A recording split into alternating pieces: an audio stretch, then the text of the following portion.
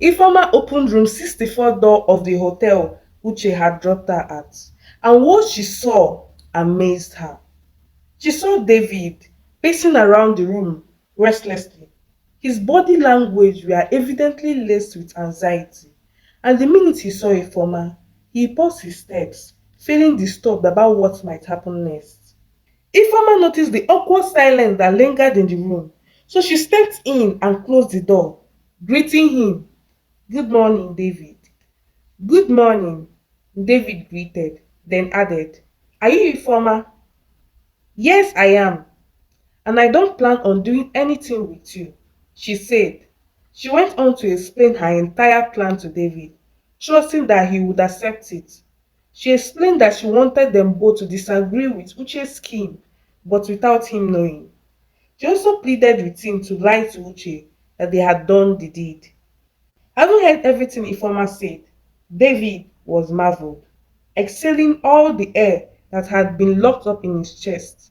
He was relieved and happy that him and Ifeoma were on the same page. He couldn't imagine having to do anything messy with a married woman.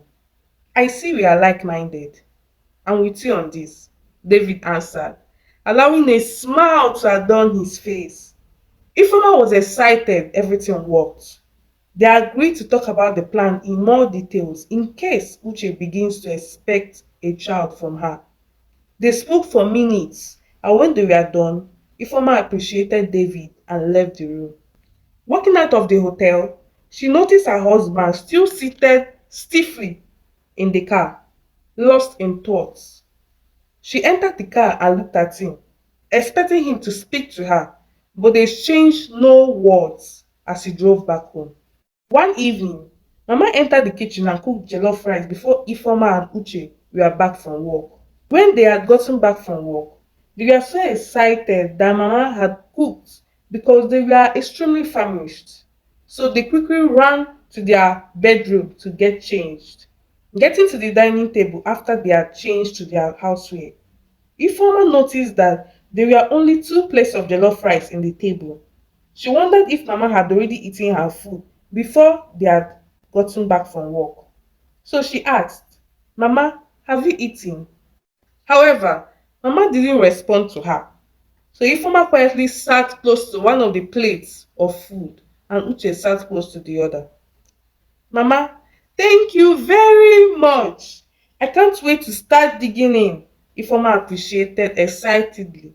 "Mama, you did well. Thank you," Uche appreciated as well. As Ifeoma picked up her spoon to eat, Mama quickly carried Ifeoma's supposed food and began eating. This left Uche and Ifeoma outstanding. "Mama," Ifeoma called, "don't mama me. Barren women don't eat. Until you give me a grandchild, you don't deserve any food," she said, chewing the food rapidly. Ifeoma was beyond flabbergasted. She expected Uche to defend her as usual, but he did nothing but remain silent. Uche, that always had her back, was acting totally different.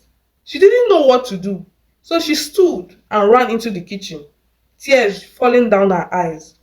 She had run to the kitchen to prepare what to eat.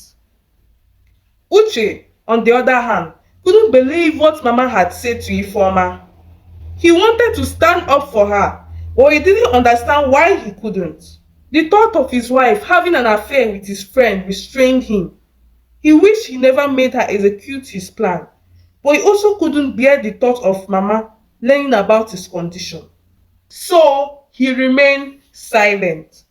As months passed by, Ifeoma never ceased to pray for a child. One day, Ifeoma fell ill. She was so ill that Uche had to rush her to the hospital. The nurses ran several tests on her to discover the root of her problem. And when the result was ready, Uche was told to meet the doctor with it so it could be interpreted to him. It was then that Uche found out that his wife was pregnant. After they had waited for so many years, one would think that Uche would be so excited and throw a big party to celebrate the good news. But that wasn't the case. He was caught up with the fact that the child wasn't his. but David's. In fact, whenever he saw Ifeoma's protruding belly, a rush of disgust and irritation would overwhelm him. Ifeoma was very happy when she discovered she was pregnant. She knew that God had finally answered her prayers, and most importantly, she knew the child belonged to Uche. She wanted to tell Uche that she was carrying his child, but she also wanted to make it a surprise after she delivers. So she informed David about her pregnancy by telling him to not tell Uche the truth yet, that she wanted it to be a surprise, and David happily agreed. Mama was also excited about her unborn grandchild. After she had heard the news, her countenance towards Ifeoma changed drastically. She started becoming so nice to Ifeoma, making sure she was treated very well. Sometimes she would cook delicious meal for her. Other times she would massage Ifeoma's feet. Her kindness was so much that it made Ifeoma forget about all the verbal abuses Mama had dished on her in the past. Ifeoma loved the peace in the house and wanted it to remain that way. After 9 months, Ifeoma was rushed to the hospital to deliver her child. In the delivery room, Ifeoma pushed and pushed while screaming. As she did this, she noticed her strength slowly drift away from her. The doctor and nurses who were in charge tried their best to deliver her child quickly, but Ifeoma had already lost the strength to push her baby. She was lying still, breathing hard, and sweating profusely. I want my husband.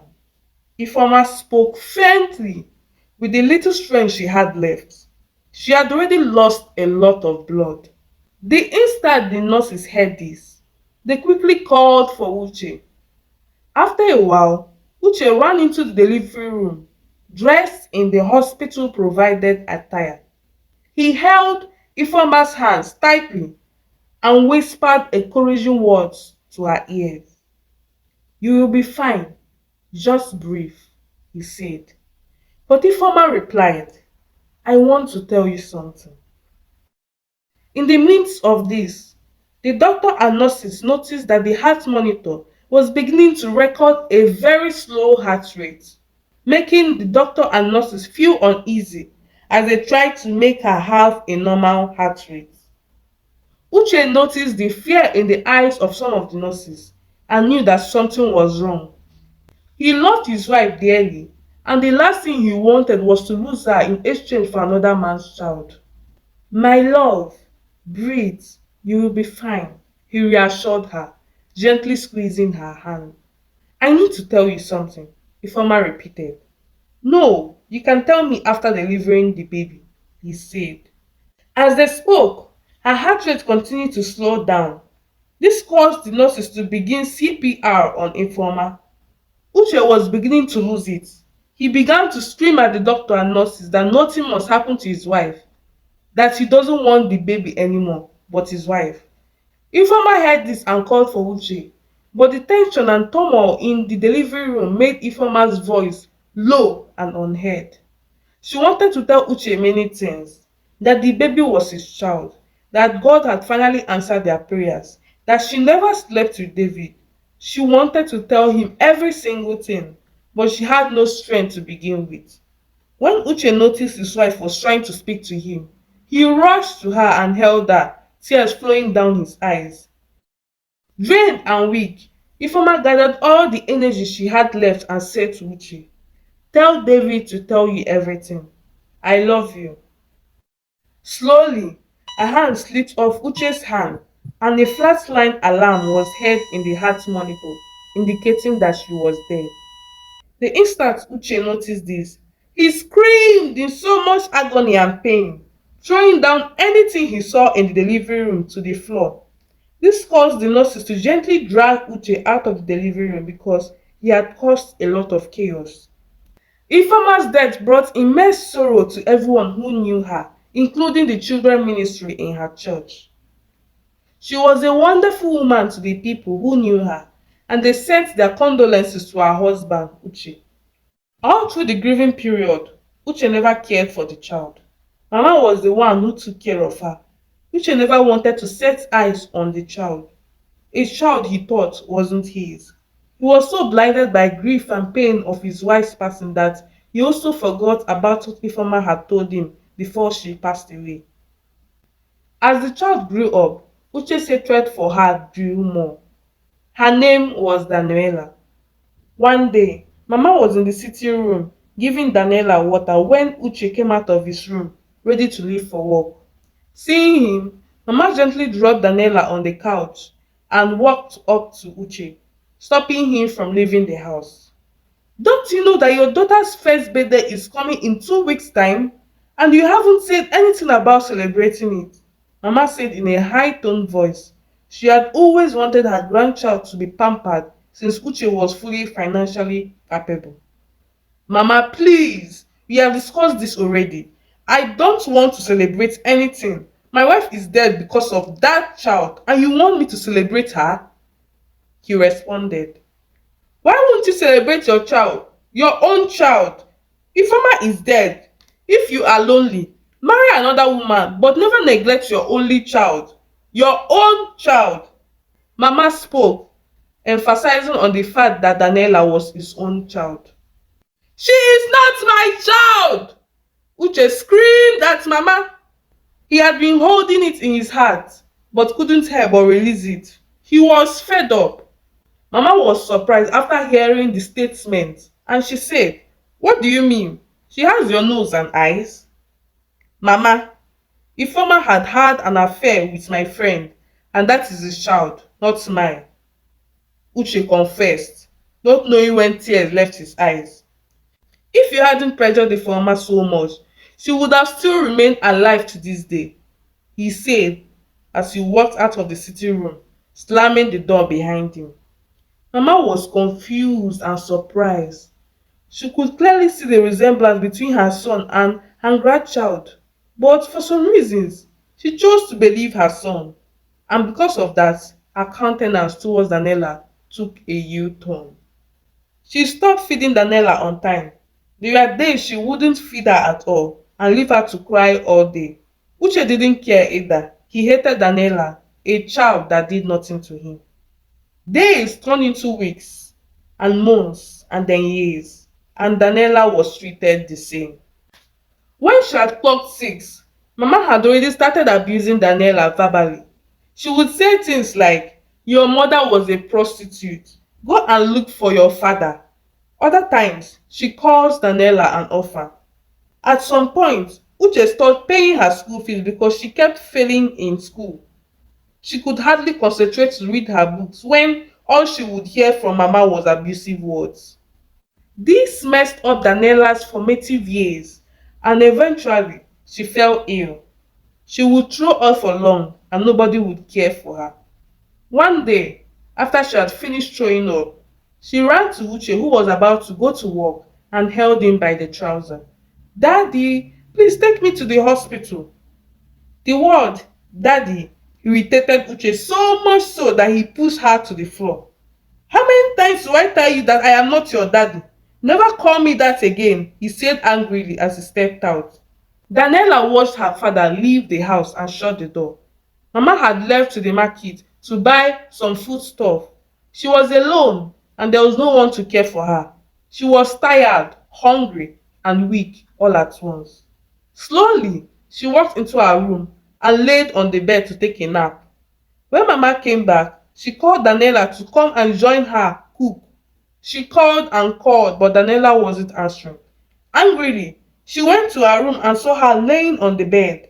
She tapped Daniela numerous times, but she wasn't waking up. This made Mama to panic, screaming Daniela's name continually. After numerous unfruitful attempts, she picked up her phone and called Uche, who was still at work. At the instant he picked up his call, she spoke. Uche, come home fast. Daniela is not waking up, she said with rapid breathing and trembling hands. Uche could hear the panic in Mama's voice. Mama, calm down. Maybe she's trying to scare you. You know how children behave these days. I'm coming back home now, so don't worry, he said as he hung up. When he got back home, He tried to wake Daniela as well, but nothing was working. He checked if she was breathing, but there was no sign of her breathing. It was then that it dawned on him that Daniela might be dead. Quickly, he rushed her to the hospital. The doctors tried to revive her, but all to no avail. She was already dead. The doctors told him that he came too late, that if he had come when she was showing the signs of sickness, she would have survived. Uche couldn't believe it. Daniela was actually dead. And the fact that he could have prevented it made him feel more guilty. He remembered when Daniela was begging him to take her to the hospital before he left for work, and he hated himself for pushing her to the floor. Remembering that Daniela wasn't his, he thought it best to inform the father of Daniela about the demise of his child.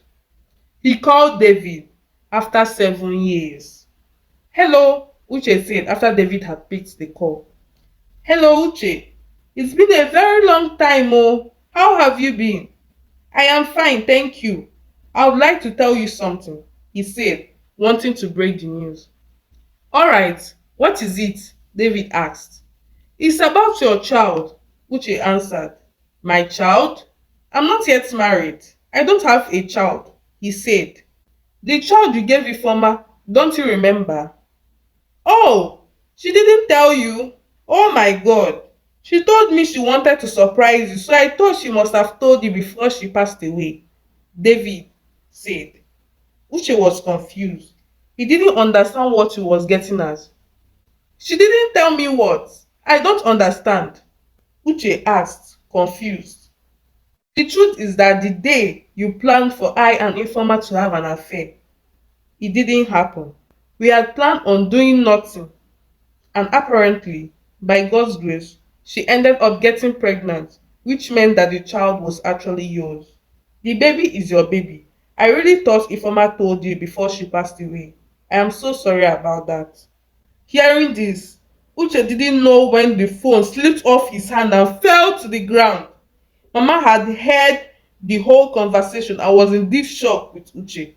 Uche didn't know when his legs became weak, landing him to the hospital floor as he let out a loud scream that attracted the attention of surrounding patients in the hospital.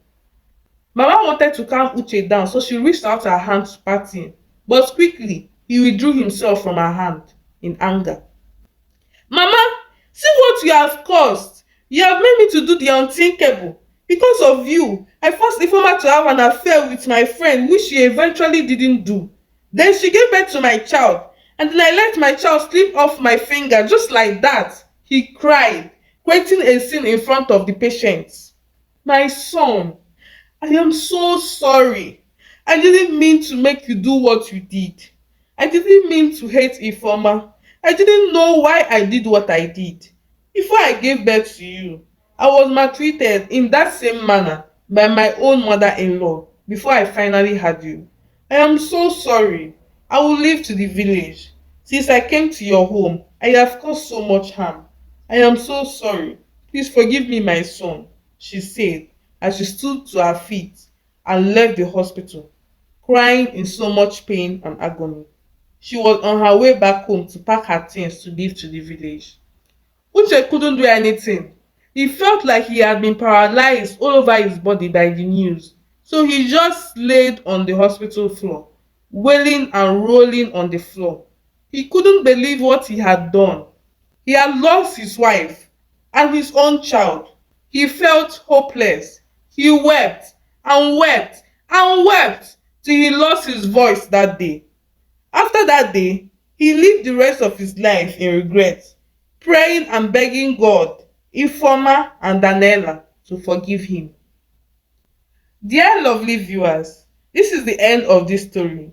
I believe this story has a lot of moral lesson packed in it. Do tell me one of the moral lessons you learned from this story in the comment section. Also, please subscribe to my channel if you haven't subscribed. And if you have already subscribed, thank you very much. I really appreciate you. Please don't forget to turn on the notification bell so you'll be notified whenever a new story comes up. And Do stick around by checking out my other stories too.